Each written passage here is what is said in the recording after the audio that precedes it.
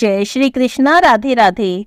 ज्येष्ठ का महीना शुरू हो गया है और आज से आप ज्येष्ठ महीने की कथा के एक अध्याय की कथा रोज सुन पाएंगे। तो आइए सुनते हैं पहले अध्याय की कथा। वैशाख महीने में हम भगवान जगन्नाथ के इस पृथ्वी पर अवतीर्ण होने की कथा सुन रहे थे।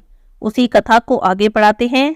बोलिए कृष्ण भगवान की जय हो, विष्णु भगवान की जय हो। जैमिनी जी कहते हैं कि राजा के अश्वमेध यज्ञ में सुत्या यानी सोम रस निकालने का उत्सव प्रारंभ हुआ। उस उत्सव में दीन दुखियों को बेरोक टोक मनवांछित दान दिया जाने लगा। उस समय नारद जी ने राजा इंद्रद्युम्न से कहा, हे राजन, अब पूर्ण आहुति का कार्य समाप्त हो, जिससे यह यज्ञ सफल हो जाए। पहले ध्यान में तुमने जो कुछ भी देखा है उसके अनुसार तुम्हारे भाग्योदय का समय अब समीप आ गया है। श्वेत द्वीप में जिन विश्व मूर्ति अविनाशी भगवान विष्णु का तुमने दर्शन किया, उनके शरीर से गिरा हुआ रोम वृक्ष भाव को प्राप्त हो जाता है। वह इस पृथ्वी पर स्थावर रूप में भगवान का अंशावतार होता है। भक्त वत्सल भगवान अब उसी रूप में अवतीर्ण हो रहे हैं। तुम्हारे ही सौभाग्य से सर्व पापाहारी भगवान यहाँ सब लोगों के नेत्रों के अतिथि बनेंगे। अब यज्ञांत स्नान समाप्त करके वृक्ष रूप में प्रकट हुए यज्ञेश्वर भगवान विष्णु को तुम इस महावेदी पर स्थापित करो। इस प्रकार विचार करके नारद जी और राजा इंद्रद्युम्न दोनों प्रसन्नता से वहां गए और वृक्ष को देखकर इसके रूप में साक्षात ब्रह्म भगवान विष्णु प्रकट हो गए, ऐसा मानते हुए सब लोगों ने बड़े प्रसन्न मन से वहां स्तुति की। 4 शाखाओं से युक्त उस चतुर्भुज वृक्ष का दर्शन करके राजा ने अपने परिश्रम को सफल माना।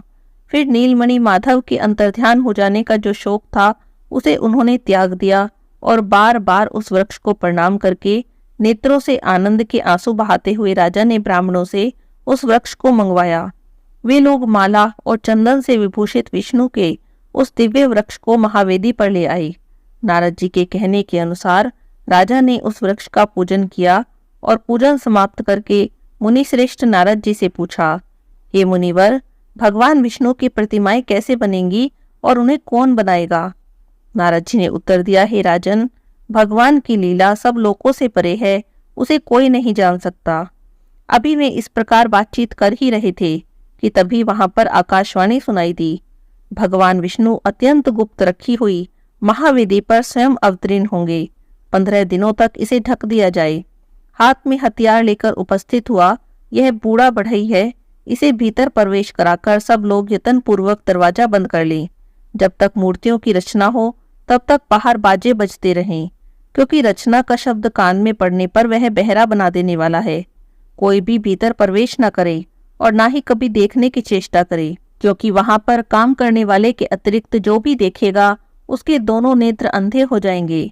उसके बाद राजा ने जिस प्रकार आकाशवाणी ने कहा था वैसी ही व्यवस्था वहां कर दी। क्रमशः 15वां दिन आते आते ही भगवान स्वयं 4 विग्रहों में प्रकट हुए। बलभद्र जी, सुभद्रा जी और सुदर्शन चक्र के साथ भगवान जनार्दन दिव्य सिंहासन पर विराजमान हुए।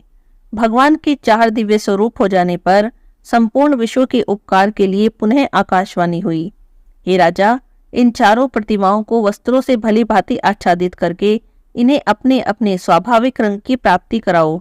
भगवान जनार्दन नील मेघ के समान श्याम वर्ण धारण करें।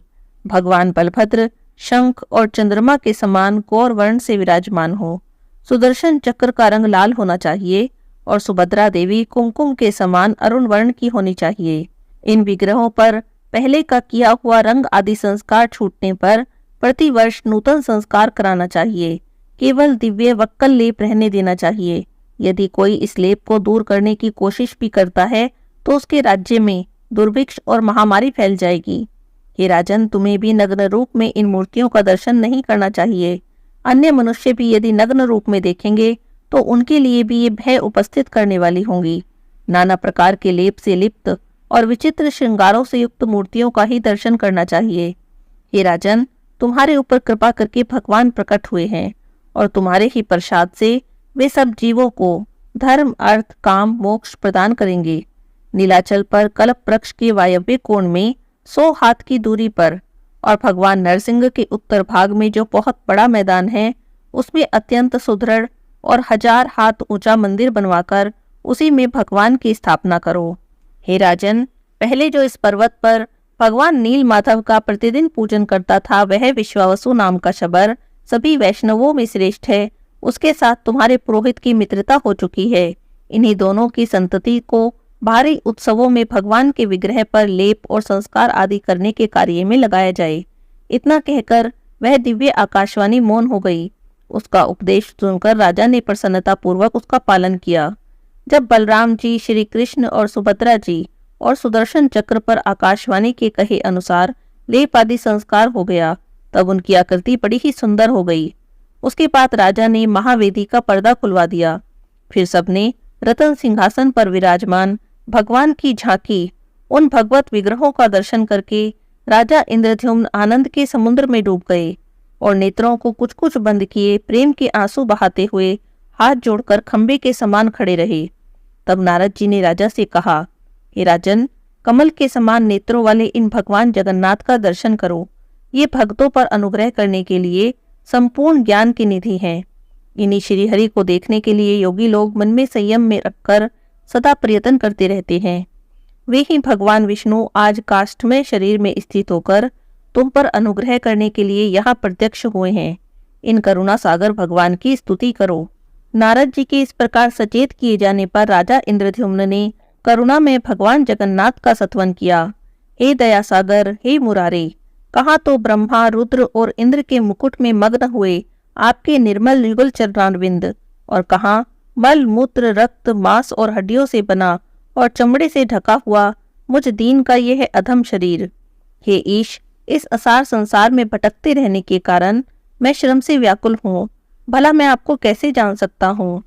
हे देव, मैंने अपने कर्मों के द्वारा सुख भोगने के लिए जिन विषय भोगों का संग्रह किया है, वे ही परिणाम में मेरे लिए दुख रूप हो गए हैं। अतः मेरे समान दुखी दूसरा कोई भी नहीं। हे प्रभु, यदि मैंने पहले कभी मन से भी आपकी उपासना की होती तो दुख भोगने के लिए बार बार नाना प्रकार के जन्म मुझे क्यों प्राप्त होते? हे मुरारी, क्या आपके चरणारविंदों से दूर रहने का यही फल नहीं है? संपूर्ण पृथ्वी के धन से भरा हुआ मेरा खजाना, सेना, मन के अनुकूल सैकड़ों स्त्रियां, निष्कंटक राज्य, यह सब कुछ आपके तत्व ज्ञान से शून्य पशु के तुल्य मुझ अधम के लिए बड़ा भारी हो रहा है। इसमें सदा मुझे कष्ट ही प्राप्त हुआ करता है। हे दीनों पर दया करने वाले प्रभु, आपके स्मरण करने मात्र से जीव की मुक्ति हो जाती है। इस संसार में आपके सिवा मेरा कोई बंधु नहीं। मेरी बुद्धि आपके चरणारविंदों से कभी अलग ना हो। आप सच्चिदानंद में परिपूर्ण सिंधु हैं, जो सहस्त्रों जन्मों का भाग्योदय होने पर आपको पा गए हैं। क्या वे कभी लेश मात्र सुख और अनंत दुखों से भरे हुए विषय भोग रूपी इंद्रजाल की ओर आंखें उठाकर भी देखते हैं? कहाँ तो जिसमें लेश मात्र सुख और अनंत दुखों की खान रूपी सैकड़ों ग्रंथियां हैं, ऐसे कर्मों का अटूट बंधन, और कहाँ अनंत अनादि और आनंदप्रद आपके पवित्र चरणारविंद। सब पर स्वभावतः कृपा करने वाले प्रभु, मूलभूत आप परमेश्वर को ना पाकर तुच्छ कार्य करने के लिए बहुत भटकने वाले कलेश के ही भाजन रूप मुझ दीन की रक्षा करें। संपूर्ण विश्व के एकमात्र वंदनीय विष्णुदेव, हे वेदांत वेद, हे अव्यव्य, हे विश्वनाथ, आप ही समस्त पाप राशियों का नाश करते हैं। हे बलवानों में श्रेष्ठ बलभद्र, आपका विग्रह हजारों फनों से आवृत है। आप ईश्वर हैं, मैं आपकी शरण में आया हूँ। इस संसार को आश्रय देने वाली और संपूर्ण देवताओं को उत्पन्न करने वाली मंगलमयी सुभद्रा देवी के दोनों चरणों में मैं प्रणाम करता हूँ। हे नाथ, यह ब्रह्मांडों का समूह जिसकी किरणों के समुदाय से रचा गया है, जो दैत्यों की सेना का संहार करने वाला है, उस सुदर्शन चक्र के रूप में मैं आपको प्रणाम करता हूँ। इस प्रकार स्तुति पाठ करके राजा इंद्रद्युम्न ने भगवान को प्रणाम किया और कहा, अनाथों के बंधु हे जगन्नाथ, संसार समुद्र में डूबे हुए मुझ दीन और दुख शोक से व्याकुल मनुष्य का आप कृपा पूर्वक उद्धार करें। उसके बाद नारद जी ने कहा, अपार भवसागर से पार उतारने में तत्पर भगवान नारायण, आपकी जय हो, आपकी जय हो। सनक सनंदन सनातन आदि श्रेष्ठ योगी आपके दिव्य तत्वों का चिंतन करते हैं। आप सर्वलोक स्वरूप, सब लोगों को सुख देने वाले, संपूर्ण विश्व के उपकारक और समस्त जगत के वंदनीय हैं। कोटि कोटि ब्रह्मा, रुद्र, इंद्र, मरुदगण, अश्वनी कुमार, साध्य और सिद्धगण आपके लीला विलास से उत्पन्न हैं। संपूर्ण देवता और दानव आपके चरणों में प्रणाम करते हैं। हे त्रिभुवन गुरु, आप किसी के भी पूर्णतः जानने में नहीं आते। आपको नमस्कार है, आपको नमस्कार है। उसके बाद राजा, वेदों के पारंगत विद्वान, श्रोत्रिय मुनि, ब्राह्मण, क्षत्रिय, विद्वान, वैश्य जाति के लोगों ने वैदिक सूक्तों, स्तोत्रों, पौराणिक स्तुतियों और स्वरचित कविताओं से जैसे बना उसी प्रकार बलभद्र जी, सुभद्रा जी के साथ कमल नयन भगवान श्री कृष्ण का स्तुति किया। उसके बाद राजा ने पुरोहित जी से भगवान वासुदेव की पूजा के लिए सामग्री संग्रह करने को कहा। फिर नारद जी के उपदेश से स्वयं राजा ने विधि और मंत्रोच्चार के साथ सब विग्रहों का पूजन किया। ओम नमो भगवते वासुदेवाय, इस मंत्र से बलभद्र जी की पूजा की और इसी मंत्र के द्वारा उपासना करके ध्रुव जी ने परम उत्तम स्थान प्राप्त किया था। पुरुष सूक्त से राजा ने यथाशक्ति भगवान नारायण की पूजा की। देवी सूक्त से सुभद्रा जी का और सुदर्शन संबंधनी ऋचा से सुदर्शन चक्र का पूजन किया गया। इस प्रकार अपने वैभव के अनुसार भक्ति पूर्वक उन सब की पूजा करके भगवत प्रीति के लिए उन्होंने श्रेष्ठ ब्राह्मणों को दान दिया। इसके बाद राजा ने शुभ समय और शुभ नक्षत्र में नारद जी आदि श्रेष्ठ ब्राह्मणों की पूजा की, स्वास्तिक वाचन कराया और जगन्नाथ जी का स्मरण करते हुए वास्तु पूजन पूर्वक शिल्पी का भी पूजन किया। भगवान विष्णु के उस काष्ठमय अवतार को देखकर कृतार्थ और पाप रहित हुए राजाओं को राजा इंद्रद्युम्न ने बड़े आदर के साथ विदा किया। जैमिनी जी कहते हैं, उसके बाद राजा इंद्रद्युम्न ने शिल्प शास्त्र में प्रवीण सब कारीगरों को मंदिर के निर्माण कार्य में नियुक्त किया। थोड़े ही समय में मंदिर बनकर इतना ऊंचा हो गया कि वह नीचे से दिखाई नहीं पड़ता था। उस समय भारतवर्ष में जितने समकालीन राजा थे वे सभी राजा इंद्रद्युम्न के उस पुण्य कार्य में संलग्न थे। वह मंदिर ऊंचाइयों में आकाश को छूता था और चौड़ाइयों में सब दिशाओं को पूरा कर रहा था। उसमें स्थान स्थान पर स्वर्ण जड़ा हुआ था। अनेकों प्रकार के रत्नों से वह परम उज्जवल प्रतीत होता था। कहीं स्फटिक शिला का योग होने से उसकी छवि शरद ऋतु के बादलों की सी श्वेत जान पड़ती थी और कहीं काले पत्थर की बनी हुई दीवार बादलों की काली घटा सी दिखाई देती थी। इस प्रकार परम सुंदर बने हुए भगवान विष्णु के मनोहर प्रसाद में विधि पूर्वक गर्भ प्रतिष्ठा करके बिजली गिरने आदि उपद्रवों से मंदिर को कोई क्षति न पहुंचे, इसके लिए शिल्प शास्त्रों में निश्चित विधान के अनुसार अपने पुरुषार्थ से उपार्जित की हुई मणि आदि को यथा योग्य स्थानों पर लगाया गया। फिर मंदिर निर्माण के लिए आवश्यक सामग्री के अनुरूप बहुमूल्य वस्तुओं को वहां यत्न पूर्वक संग्रह करवाया गया। तीनों लोकों में राजा मन से भी जिसकी संभावना नहीं कर सकते थे, ऐसे मनोहर और कीर्ति बढ़ाने वाले मंदिर का निर्माण होने लगा। उसके तैयार हो जाने पर राजा इंद्रद्युम्न ने नारद जी से कहा, देवताओं और असुरों के लिए भी जो असंभव था वह सब कार्य भगवत कृपा से संपन्न हो गया है। ऐसा कहकर उन्होंने नारद जी के चरणों में प्रणाम किया और नारद जी ने राजा को उठाकर उनका सत्कार किया और कहने लगे, हे राजन, इस समय तुम जीवन मुक्त हो गए हो। भगवान के चरणारविंदों में अनन्य भक्ति पूर्वक तुम्हारा चित्त जिस प्रकार लगा हुआ है, उससे बढ़कर मनुष्य के लिए कौन सा पुरुषार्थ हो सकता है। हे भूपाल, तीर्थ, मंत्र, जप, दान और बहुत दक्षिणा वाले यज्ञ, व्रत, स्वाध्याय और तपस्या से भी जिसे प्राप्त करना असंभव है, वही केवल भक्ति से तुम्हारे हाथों में आ गया। हे राजन, तुमने दीर्घ काल तक पृथ्वी पर स्थित रहकर बड़े बड़े उत्सवों और उपचारों से जगन्नाथ जी की पूजा करनी है। उसके बाद इंद्रद्युम्न ने जगन्नाथ जी को दंडवत प्रणाम किया और उनकी स्तुति की। हे ब्राह्मण्य देव, भगवान को नमस्कार है। गौ और ब्राह्मणों के हितैषी, शरणागत का दुख दूर करने वाले और चारों पुरुषार्थों के एकमात्र हेतु भगवान श्री हरि को नमस्कार है। हिरण्य गर्भ रूप पुरुष और प्राकृत व्यक्त जगत दोनों ही आपके स्वरूप हैं, आपको नमस्कार है। शुद्ध ज्ञान स्वरूप सच्चिदानंद भगवान वासुदेव को नमस्कार है। और इस प्रकार स्तुति करते हुए राजा के नेत्रों में आंसू आ गए। उन्होंने परिक्रमा करके बार बार भगवान को प्रणाम किया। उसके बाद अन्य देवता जो वहां आए थे वे भी प्रसन्नता से भगवान को प्रणाम करके हाथ जोड़कर उनकी स्तुति करने लगे। देवताओं ने कहा, पर ब्रह्म और परमात्मा के नाम से जिनकी महिमा का गान किया जाता है वह पुरुष ही भूत, वर्तमान और भविष्य सब है। इनकी महिमा अपार है। आपका कहीं अंत नहीं है। आपके हजारों रूप हैं, हजारों पैर, हजारों नेत्र, हजारों मस्तक और हजारों भुजाएं हैं। आपको नमस्कार है।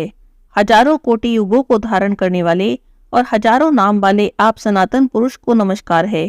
हे प्रभु, संसार समुद्र में गिरे हुए प्राणी को शरण देने वाले एकमात्र आप ही हैं। आपकी सृष्टि में आपके समान तीनों की रक्षा करने वाला दूसरा कोई भी नहीं है। दीनों और अनाथों के एकमात्र आश्रय आप ही हैं। हे प्रभु, आप इस जगत के पिता, पालक, पोषक और संपूर्ण आपत्तियों का निवारण करने वाले हैं। हे जगन्नाथ, हे विष्णु, आप हमारी रक्षा करें। हे परमेश्वर, आप हमारी रक्षा करें। हे कमलकांत, आपके सिवा कौन हमारी रक्षा कर सकता है। हे अंतर्यामी, आपको नमस्कार है। हे सर्व तेजोनिधे, आपको नमस्कार है। और इस प्रकार स्तुति करके देवताओं ने बार बार प्रणाम किया। राजा इंद्रद्युम्न के साथ बाहर निकलकर सब के सब भगवान नरसिंह के क्षेत्र में आ गए। वहां साष्टांग प्रणाम और नमस्कार करके भक्ति पूर्वक उन्होंने श्री नरसिंह देव का पूजन किया और उसके बाद वे नीलाचल के शिखर पर, जहां उत्तम प्रसाद का निर्माण हुआ था, वहां पर गए। देवताओं ने आकाशमंडल में व्याप्त उस उच्चतम मंदिर को देखा। राजा इंद्रद्युम्न ने विचार किया, यह पूर्ण हुआ भगवान का उत्तम मंदिर दीर्घ काल के बाद मेरी दृष्टि पथ में आया है। यह सब भगवान के अनुग्रह से हुआ है, इसमें मनुष्य का कोई पुरुषार्थ नहीं। उसके बाद उन्होंने अपने सहायकों से कहा, जब काष्ठ में शरीर धारण करके स्वयं भगवान यहाँ प्रकट हुए थे, उस समय आकाशवाणी ने मुझसे कहा था कि तुम नीलाचल के शिखर पर जगन्नाथ जी की प्रतिष्ठा के लिए 1000 हाथ का मंदिर बनवाओ। उसकी स्थापना के समय स्वयं ब्रह्मा जी सिद्धों और ब्रह्म ऋषियों और देवताओं के साथ यहाँ आएंगे।